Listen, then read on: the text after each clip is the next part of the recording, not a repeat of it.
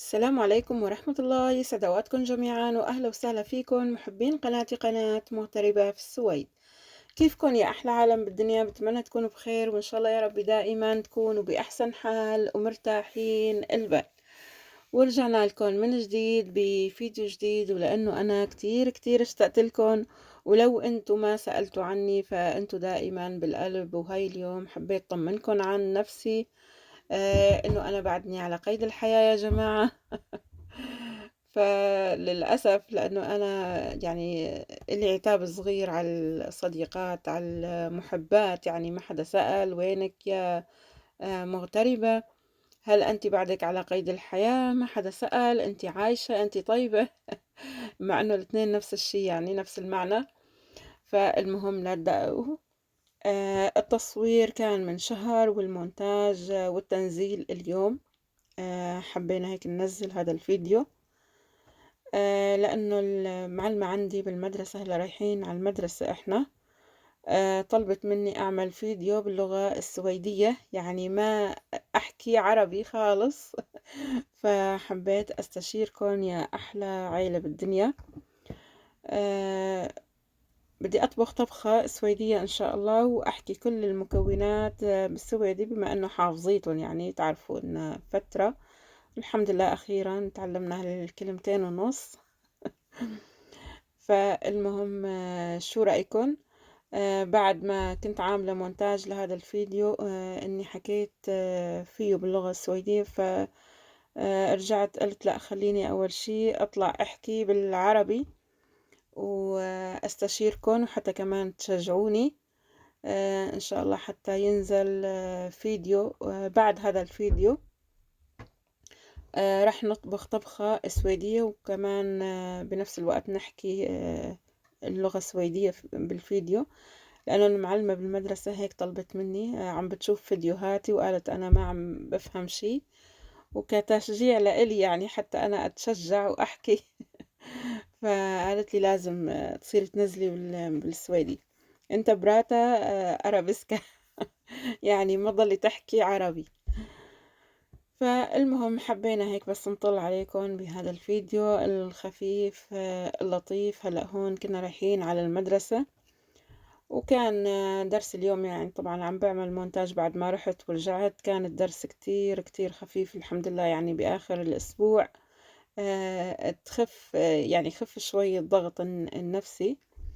كان الدرس عبارة عن رسم شغلات هيك خفيفة، يعني قصقصنا بالوراق حتى نعمل الجملة يعني ومعناها. كان الدرس كتير يعني خفيف الحمد لله اليوم. لكن بداية الأسبوع يا جماعة كتير عن جد يكون في ضغط.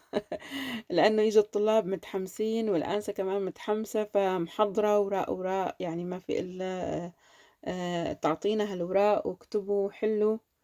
فهي أوروبا يا جماعة كلها يعني نفس السيستم تقريبا. بلد الأوراق دائما بالمدارس، يعني طباعة الأوراق شغالة. وعم يعطونا هيك ورق كتير حتى نكتب، يعني نحل تمارين، نحل أشياء تفيدنا. فدرس اليوم كان كتير مفيد كمان، يعني علمونا عن آه، شي يخصنا يعني بالوراق اللي عم نقدمها. هاي هون كتبت لكم أمي تقول بنتي دكتورة بالسويد. وأنا هون عم برسم بالصف. هاي كانت من ضمن الدرس، يعني بدنا نمشي على الرقم، وعطتنا ورقة تانية طبعا نعرف اللون يعني من خلال الرقم. فهي طبختي بعد ما جيت من المدرسة. حبيت اليوم أعمل جوانح مقلية بهاي الطريقة. حسيتهم هيك يعني يستووا أكتر، إني سلقتهم أول شي وحطيت لهم منكهات عطرية مثل ما شفتوها، اللي هن ورق الغار، الهيل، بالإضافة للملح والبابريكا والفلفل الأسود، حتى هيك تسحب الزنخة يعني بالكامل. رجعت هون عم أطحن الكعك. ما عندي كعك مطحون جاهز. فدبرنا يعني الأمور بالخلاط مثل ما أنتم شايفين، طحناهن على الناعم. راح نرجع نحط فوق الكعك معلقتين تقريبا طحين مع البهارات، الفلفل الأسود، البابريكا، الملح، حتى كمان يعطوا نكهة وقت نقليهم هلأ، زنجبيل كمان، الفلفل الأسود. كنت أنا دائما بعملهم على طريقة المطاعم يعني بدون سلق، لكن خاصة الفروج هون لأنه عم يجي فيه دم وهيك أشياء، يعني تحسي أنظف لما عم نسلقه يتعقم، تروح الزفرة منه بالكامل، فهيك أحسن يعني هاي الطريقة، إنه طريقة السلق وبنفس الوقت فورا يستووا، إنه تضمني إنه قلبهم مستوي، ما يكونوا قلبهم يعني فيهم دم أو يكونوا يعني مو مستويين. فعملنا هون بهاي الطريقة، وعملنا جنبهم صحن بطاطا مقلية وسلطة، سلطة الملفوف مع الجزر كمان كتير طيبة، مع المايونيز، حد المقالي، حد الفروج المشوي أو المقلي، يعني كتير كتير طيبة.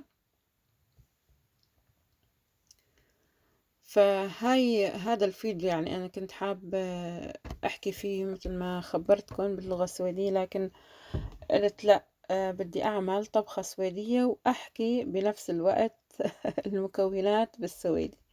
فشو رأيكم يا صبايا؟ شجعونا واكتبوا لنا بالتعليقات، دائما مفتوحة لإلكم حتى نشوف كلامكم الطيب، حتى دائما نكون هيك مستمرين على تواصل من خلال التعليقات، لأنه هي اللي عم بتشجعنا لما نشوف نقرأ كلامكم الطيب، فمشان هيك نتشجع ونتحمس ونروح فورا ننزل لكم فيديوهات، لأنه عن جد هاي الفترة ما كان إلي نفس يعني إني ننزل